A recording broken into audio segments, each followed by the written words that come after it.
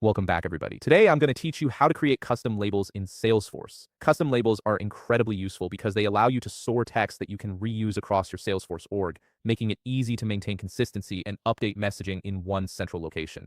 Let's walk through the process step by step. First, you'll want to navigate to the gear icon located in the upper right corner of your Salesforce interface. Click on it, and from the drop-down menu that appears, select Setup. This takes you to the main configuration area where you can access all the administrative tools and settings for your Salesforce environment. Once you're in Setup, look for the Quick Find box on the left side of the screen. This search tool is incredibly handy for quickly locating specific features without having to navigate through multiple menus. In the Quick Find box, type Custom Labels. As you type, Salesforce will start filtering the options to help you find what you need faster from the search results. Click on Custom Labels under the Platform Tools section. This will open the Custom Labels page, where you can view all existing custom labels in your org and create new ones. You'll see a list of any labels that have already been created, along with their descriptions and values. Now it's time to create your new custom label. Click on the New Custom Label button, which should be prominently displayed near the top of the page. This opens a form where you'll enter all the details for your custom label. In the short description field, type Overdue Invoice Warning. This description helps you and other administrators quickly identify what this label is used for when browsing through your list of custom labels. It's essentially a brief summary of the label's purpose. Next, you'll see a field for categories. This is optional, but it's a great way to organize your custom labels for easier management. Type billing,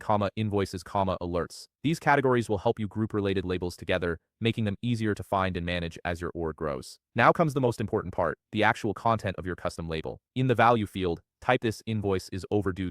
Please contact the customer to arrange immediate payment.